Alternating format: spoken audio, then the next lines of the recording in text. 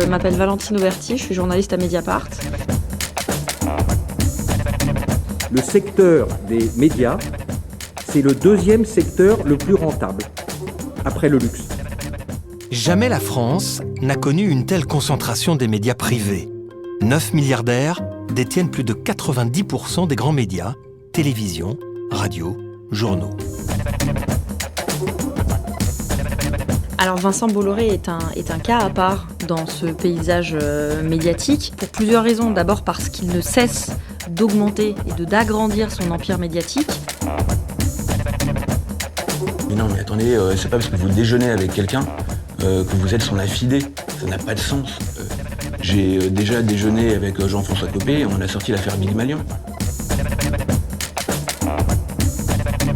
Il n'a pas fallu une demi-journée pour que le ministère de la Défense nous envoie un mail de pression nous demandant de rendre le document sous peine de 5 ans de prison et 75 000 € d'amende. À l'occasion de la sortie en VOD sur Ciné Mutin du documentaire Média Crash, nous sommes allés dans les locaux de Mediapart rencontrer Valentine Auberti, qui co-réalise avec Luc Herrmann cette enquête sur la concentration des grands médias dans les mains des milliardaires. Manipulation idéologique, barbouzerie, complicité active des services de l'État. Le film dresse un constat assez accablant du rôle de ces milliardaires, en s'intéressant plus particulièrement à deux d'entre eux et non des moindres, Vincent Bolloré et Bernard Arnault.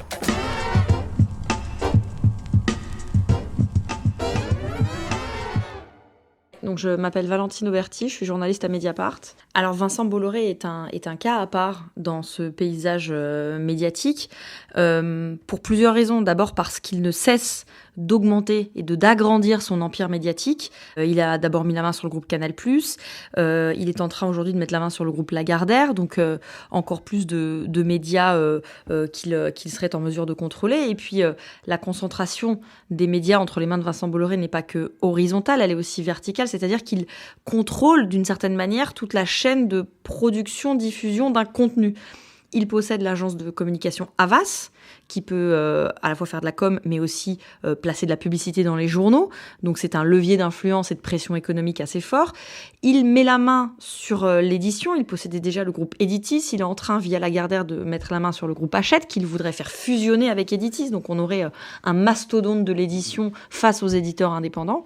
Et puis donc il y a toute la sphère, tous les médias qu'il possède. Donc c'est là que déjà, en termes de quantité et de sphère d'influence, on est sur quelque chose d'assez énorme. Et puis sur le fond, ce qu'on essaye de montrer dans Média Crash, c'est le dessin idéologique de Vincent Bolloré. Et il ne le cache pas d'ailleurs. Vincent Bolloré est celui qui a convaincu Éric Zemmour de venir quotidiennement sur CNews. Éric Zemmour le dit dans son dernier livre. Vincent Bolloré ne le dément pas lorsqu'il est auditionné par le Sénat.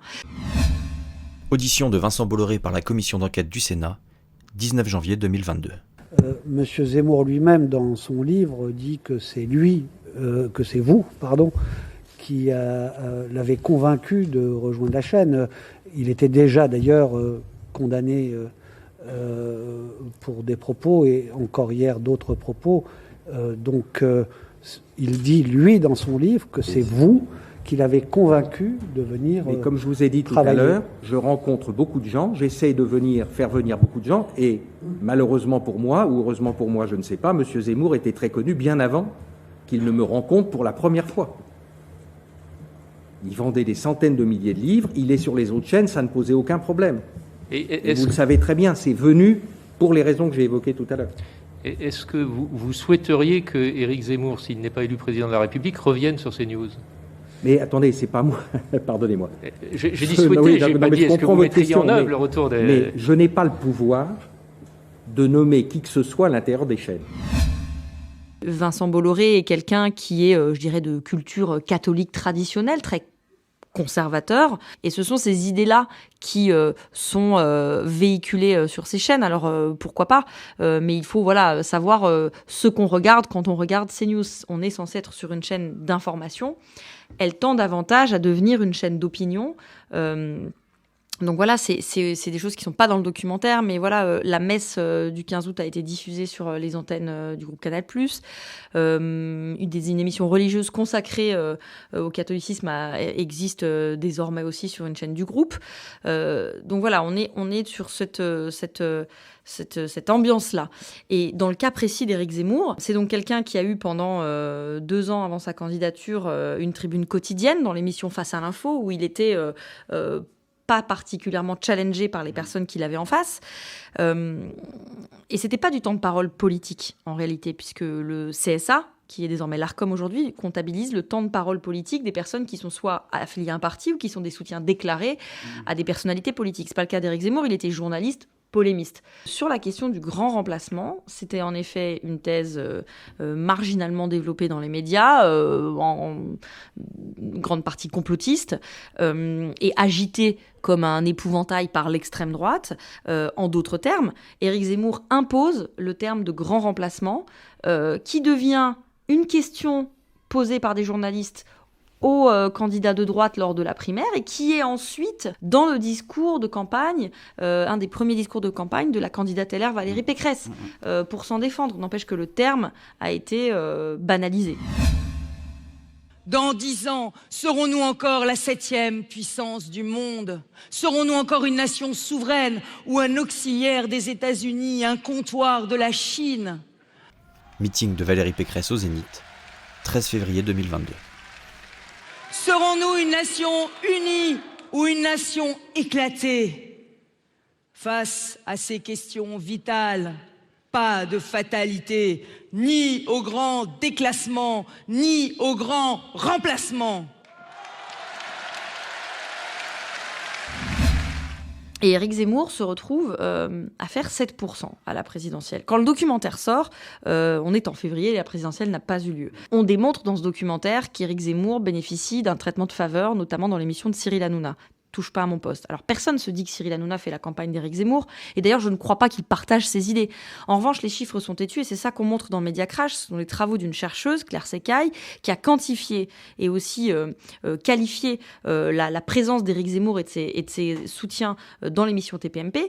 Il se trouve qu'il est de très loin la personnalité politique avec ses soutiens la plus présente dans l'émission, et sur des termes un peu victimaires, où il est souvent pris sa défense. Il y a même des clips spécialement faits par Éric Zemmour pour TPMP qui sont diffusés dans l'émission sans contradiction. Tout ça en période de pré-campagne électorale.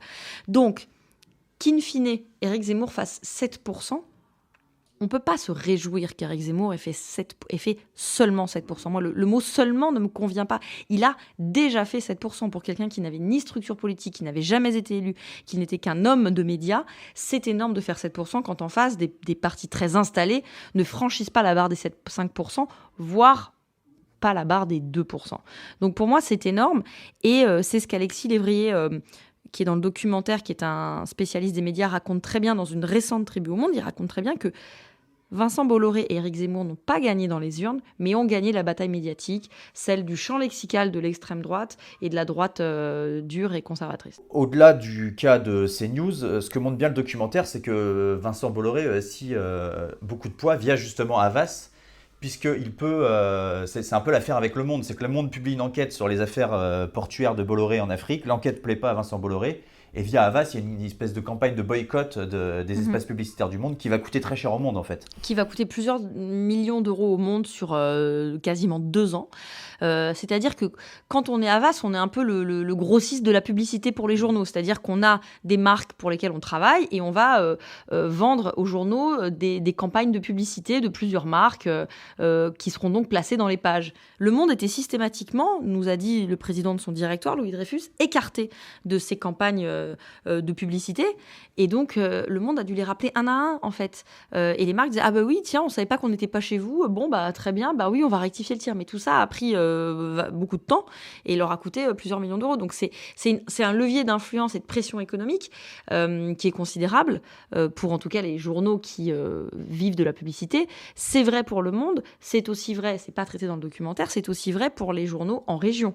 Les journaux en région sont soumis à la même pression de la publicité et de celles et ceux qui, dans le monde économique local, sont puissants et peuvent placer ou décider de ne pas placer de la publicité, et donc de priver des journaux de ressources financières. Et finalement, Le Monde va presque normaliser ses rapports avec Havas par un reportage plutôt élogieux envers Bolloré sur des activités en Afrique, à nouveau, un reportage d'été un peu, ce qu'on montre le documentaire. Voilà, Le Monde, pas longtemps après cette histoire de boycott, publie une série sur le rail en Afrique. C'est-à-dire que Vincent Bolloré a investi dans le rail et promet une grande ligne de chemin de fer qui traverserait toute l'Afrique de l'Ouest et qui désenclaverait les pays qui n'ont pas accès à la mer.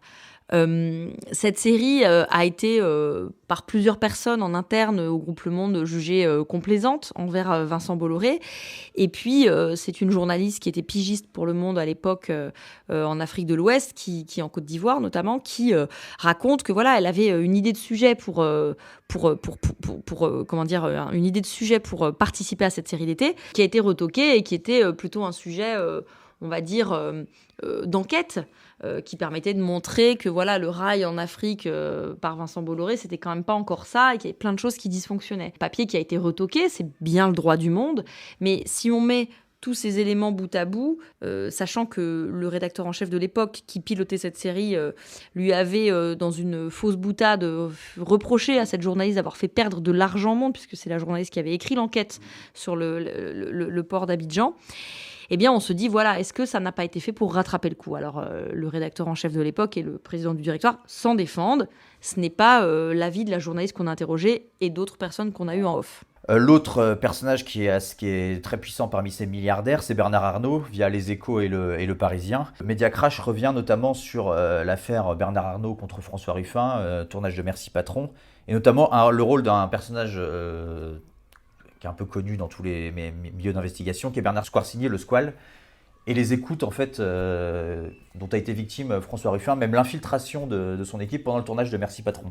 Là, on est face à un Bernard Arnault qui utilise des méthodes qui sont des méthodes de Barbouze. Oui, c'est comme ça qu'on a qualifié, qu'on a chapitré notre documentaire. Effectivement, on a voulu raconter cette histoire parce qu'elle est à la fois vraiment grotesque et ridicule, mais en même temps très grave. Elle est grotesque parce que dans le documentaire, ce qu'on voit, c'est les images de la bande de François Ruffin qui donc pénètre l'Assemblée Générale des actionnaires de LVMH au Carrousel du Louvre pour faire un happening sur fond de justice sociale, et qu'on met en parallèle des fameuses écoutes judiciaires auxquelles on a eu accès, où on entend Bernard Squarcini piloter son équipe de Barbouze pour stopper François Ruffin. Et pourquoi ils réussissent à stopper François Ruffin ? Parce qu'ils ont infiltré le petit journal d'Amiens Fakir. Donc, quand on met en regard les images et le son, c'est absolument ridicule. Il en réfère à Bernard Arnault lui-même, avec une voix tout à fait obséquieuse et soumise. Bon, de la part d'un des plus grands flics de France, en effet, c'est grotesque. Le jour J, 18 avril 2013, LVMH tient son assemblée générale devant ses actionnaires au Carrousel du Louvre à Paris. En temps réel, au téléphone, Bernard Squarcini suit l'opération. Il faut empêcher toute perturbation provoquée par Fakir et ses membres. Il rend compte au président de LVMH en personne, Bernard Arnault. Oui. Oui Bernard, c'est Karine. Je mets les haut-parleurs, hein. Oui. Monsieur entendre. Si vous pouvez nous faire un petit point. Oui. Alors, bonjour, monsieur le président. Moi, ce qui m'a surpris dans les écoutes, c'est à quel point il s'aplatit devant Bernard Arnault, avec un ton comme ça, un peu lascif presque. Enfin, t'as l'impression d'un élève en classe face à son maître qui se fait récompenser et puis qui est tout content. En ce moment, l'équipe Ruffin plus 9 sont toujours à l'extérieur. Une vingtaine ont pénétré. On en aurait détecté 2 ou 3 qui sont scotchés par nos gens dans la salle de l'Orme, mais à confirmer. Voilà, pour le moment, ambiance très calme. Il faudrait que Ruffin, évidemment, et les autres gars, là, s'ils rentrent, ils soient mis dans la salle sous flot. Hein. Ah, tout à fait, mais alors ils sont pas rentrés encore pour l'heure. Ok. Très bien. Là, pour le moment, je vous tiens au courant. Merci, à tout à l'heure. Mais là où c'est très grave, c'est que pour tout cela, Bernard Squarcini a mobilisé l'État jusqu'au sommet, à l'Élysée, le ministère de l'Intérieur, la DGSI. que des structures publiques soient mises au service d'intérêts privés, ça, je crois que c'est très grave. Tout ça aboutit in fine à la condamnation, enfin non pas à la condamnation, aboutit à une amende payée par LVMH. C'est une convention judiciaire, un accord judiciaire qui permet de le faire, face auquel le justiciable lambda, la victime Ruffin, ne peut a priori rien. Ce qui est intéressant dans Mediacrash, c'est qu'on voit que ces méthodes de barbouze sur le cas de François Ruffin sont finalement pas des cas isolés, puisqu'il y a un autre journaliste de complément d'enquête, Tristan Walex, ouais. qui lui aussi enquête sur LVMH et se rend compte qu'en fait LVMH utilise des méthodes qui sont pour le moins pas claires à son égard, quoi. Et avec une histoire toujours avec un certain amateurisme à nouveau, quoi. C'est ça, c'est-à-dire que là LVMH donc Tristan Walex est journaliste, il veut prévoir un portrait de Bernard Arnault et donc il enquête sur LVMH et notamment des usines de production de chaussures en Roumanie, sur l'exil fiscal de Bernard Arnault, tout ça, mais Bernard Arnault très en colère. On prévoit une dernière interview avec Bernard Arnault pour faire le contradictoire. Et il est notamment question de son exil fiscal parce que Bernard Arnault avait toujours expliqué qu'il n'avait jamais payé d'impôts en Belgique. J'ai toujours été résident français et j'ai payé 100% de mes impôts en France. On avait des documents internes du fisc belge montrant l'inverse, qu'il avait pendant plusieurs mois commencé à payer des impôts en Belgique avant de faire machine arrière et d'essayer de rester en France. Vous avez peut-être un papier, c'est faux. Effectivement, ça se passe très mal parce qu'il ne comprend pas comment on a récupéré ses documents, il se lève, il s'énerve, il arrête l'interview, il arrache son micro. Nous nous sommes procuré un enregistrement de la suite de l'échange. Bernard Arnault interpelle le journaliste Tristan Walex sur la fameuse histoire de Bordeaux. L'opération que vous avez montée là. Mais alors, vous savez que c'est complètement faux. Écoutez, vous ferez mieux de vérifier parce qu'on a des preuves. Hein. Vous ferez mieux de faire attention parce que j'aimerais bien savoir. Que le gars a même dit que vous lui avez demandé, que vous alliez le rétribuer, etc. Non, mais c'est parce qu'on a des éléments. Mais c'est complètement faux cette histoire. D'accord, j'espère pour vous. Jamais de la vie. Mais vous nous imaginez monter un truc pareil. Enfin, moi justement, on est curieux les gars. Mais je pense que vous devriez vous méfier parce qu'on a des éléments. Je ne vous rien de plus. Moi, je m'en vais, j'en ai marre.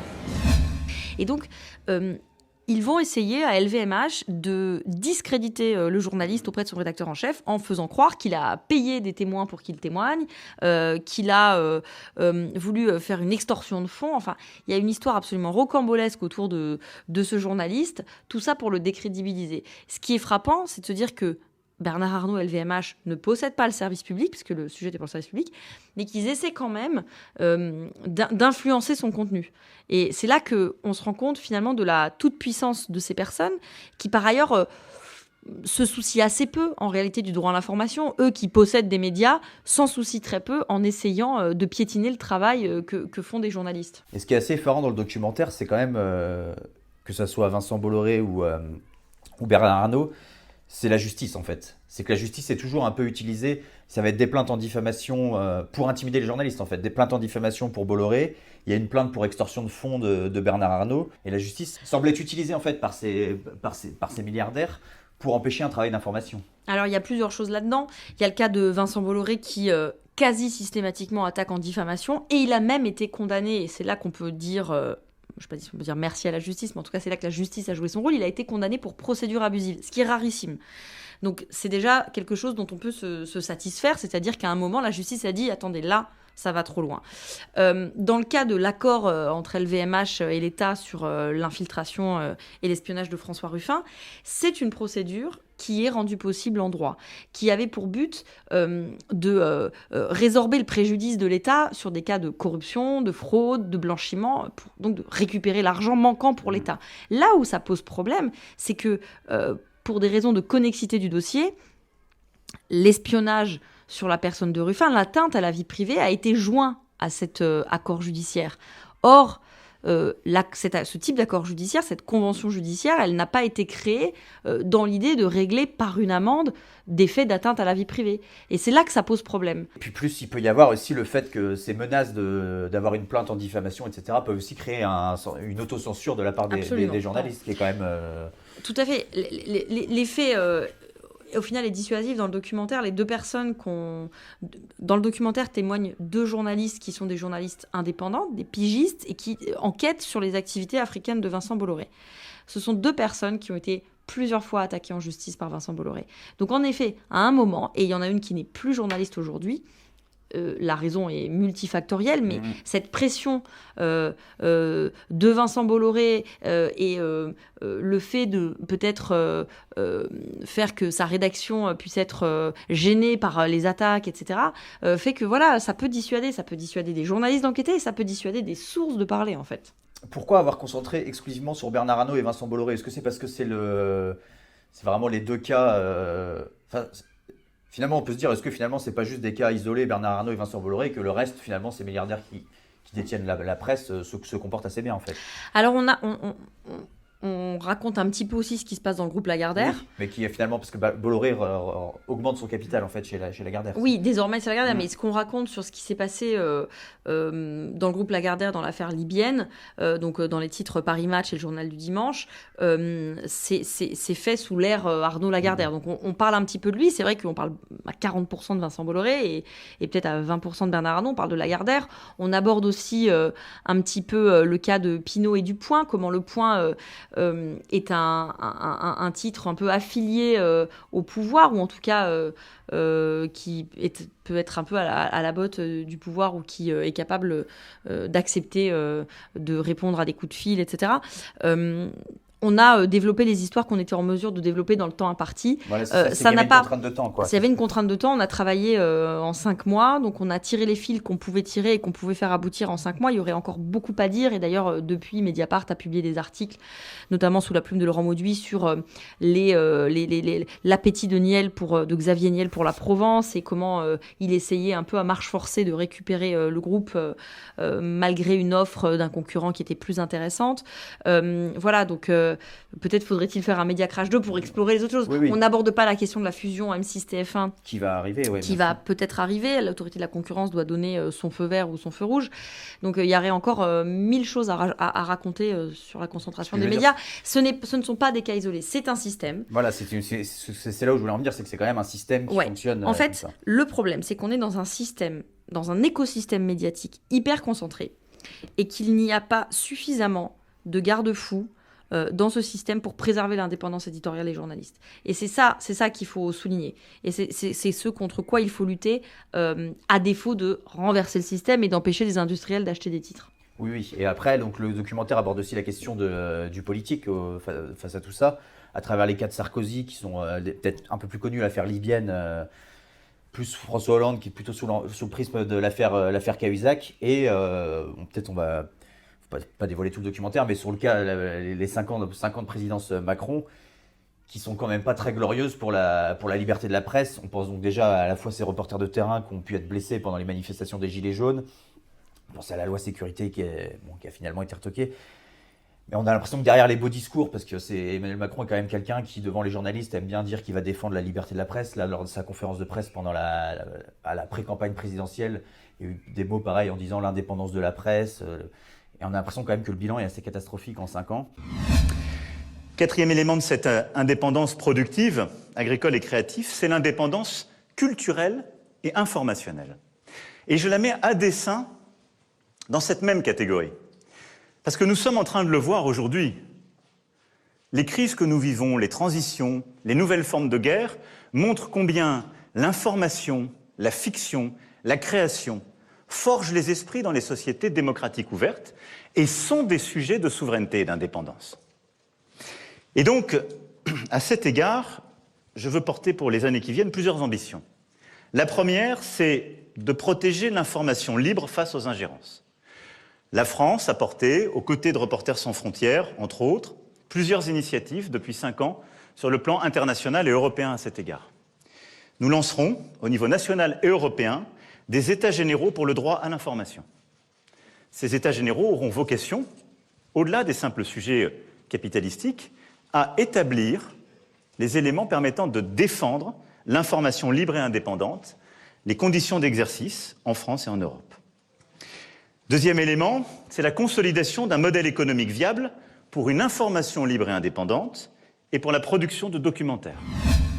Moi, je n'oublie pas que Emmanuel Macron est quelqu'un qui a affirmé que le service public était la honte de la République. Je n'oublie pas non plus que c'est quelqu'un qui a dit qu'on avait en France des journalistes qui ne cherchaient plus la vérité au moment d'une affaire touchant l'un de ses plus proches collaborateurs, Alexandre Benalla, une affaire d'État. Donc, moi, j'ai un doute. Je n'oublie pas qu'Emmanuel Macron a prévu de supprimer la redevance audiovisuelle tout en garantissant les recettes de l'État. Donc, j'ai des doutes sur sa volonté réelle, sincère, de préserver l'indépendance des journalistes. C'était dans son programme en 2016-2017. Je n'ai pas vu dans les 5 ans une action qui renforce l'indépendance éditoriale des journalistes ou qui permette à ce que nous sommes, à savoir un contre-pouvoir, d'exercer ce contre-pouvoir de façon juste et saine en réalité. On n'est pas là pour taper, on est là pour être une vigie. Informer n'est pas un privilège des journalistes, mais c'est un droit fondamental des citoyens. C'est un bien commun, le droit à l'information. À titre personnel, oui, la vigie s'est retrouvée entendue par la DGSI. Exactement. À titre personnel, j'ai éprouvé ce qu'était une pression gouvernementale sur un sujet majeur, à savoir les ventes d'armes, et un sujet hautement confidentiel, puisque placé sous le sceau du confidentiel défense. Donc j'ai voulu traiter ce sujet lorsque j'étais à Quotidien, en allant confronter la ministre à des documents que j'avais récupérés. L'émission Quotidien, où j'ai travaillé 3 ans, a régulièrement traité la question des armes françaises dans la guerre au Yémen. Est-ce que la France doit continuer à vendre des armes et des avions à l'Arabie Saoudite et à ses alliés qui bombardent des civils, qui tuent des civils ? Madame Parly, compte tenu de la crise qui se déroule actuellement au Yémen, est-ce que la France peut continuer à livrer des armes à l'Arabie Saoudite et aux Émirats ? Je pense que j'ai répondu. Non, vous n'avez pas répondu. Moi, je vous demande, est-ce que vous allez malgré tout continuer à livrer des armes dans le cadre des contrats d'armement avec l'Arabie Saoudite ? À l'époque, l'exécutif est mis en cause pour sa proximité affichée avec le régime saoudien à qui il vend des armes. Il doit répondre à une question centrale. Des armes françaises ciblent-elles des civils au Yémen ? Les armes qui ont été vendues récemment ne sont pas utilisées contre les populations civiles. Non, on ne vend pas des armes comme on vend des baguettes de pain. À mon tour, j'enquête. Des sources me confient de nouveaux éléments. Une note inédite de 15 pages, Confidentiel Défense, qui détaille les armes françaises utilisées par l'Arabie Saoudite et les Émirats Arabes Unis dans la guerre au Yémen. Je m'assure de l'authenticité de ce document auprès de spécialistes que je prévois d'interviewer. Le document est explosif. Il montre que des armes françaises peuvent tomber sur des civils yéménites. Il montre aussi que parfois, la France n'a aucune idée d'où atterrissent ces armes. Cette note contredit donc la version officielle. Avec mon rédacteur en chef, nous décidons de profiter d'un déplacement de Florence Parly, comme nous le faisons souvent à Quotidien, pour la questionner sur ses contradictions. Le 23 novembre 2018, elle se rend à un salon Innovation Défense à Paris. Bonjour Madame la Ministre. On est persévérant. Une petite question que je voudrais vous poser. Le forum de l'innovation nous passionne. Absolument. Et le Yémen aussi. Ma question porte sur cette note de la DRM dont vous avez été destinataire. Et à ce sujet, j'aimerais savoir si vous êtes sûr qu'une arme comme je suis sur ne un touche forum des populations yéménites. Défense, et je vous remercie d'être présente puisque je pense qu'en effet, il y a énormément de choses très intéressantes à voir. Je voulais juste vous dire que sur le Yémen, puisque c'est votre question, j'ai eu l'occasion de m'exprimer il y a encore peu de temps auprès de l'un de vos confrères. J'ai eu l'occasion de dire qu'il me semblait indispensable que cette horrible guerre s'arrête. Dans ce document, il y a des armes françaises pour lesquelles il n'y a aucune information, Madame la Ministre, sur leur destination. Il n'a pas fallu une demi-journée pour que le ministère de la Défense nous envoie un mail de pression nous demandant de rendre le document sous peine de 5 ans de prison et 75 000 € d'amende. Une enquête a été ouverte, j'ai été auditionnée par la DGSI, une enquête préliminaire qui n'est pas une procédure contradictoire et qui s'est soldée par un rappel à la loi. Un rappel à la loi, c'est quoi ? On vous reçoit un joli courrier dans lequel le procureur vous explique que vous avez commis une infraction. C'est grave de commettre une infraction, un délit, mais que, clémence, il classe sans suite, parce qu'il est trop sympa, le procureur. Mais en revanche, vous prenez un rappel à la loi, ce qui veut dire que pendant 6 ans, vous avez une petite épée de Damoclès au-dessus de la tête et que vous ne pouvez plus révéler des documents confidentiels défense ou commettre le même délit.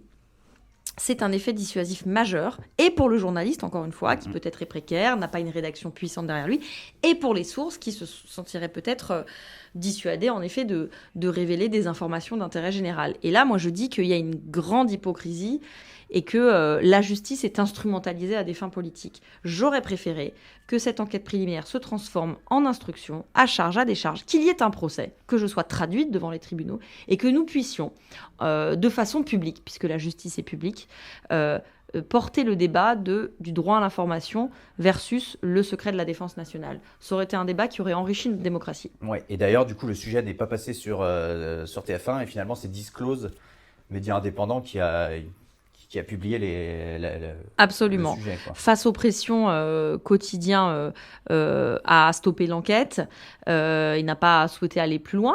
Je peux comprendre que des pressions soient difficiles à assumer, donc de ce point de vue-là, très bien.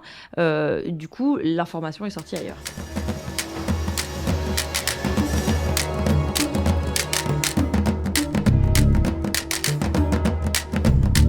Merci à Valentine Auberti, à André Mainviel pour le générique. Vous pouvez donc retrouver le documentaire Média Crash sur Cinémutin, ainsi que de nombreux autres documentaires sur la question des médias. On pense bien évidemment au film de Pierre Carl, ou encore au documentaire Hacking Justice de Clara Lopez Rubio, consacré à Julian Assange.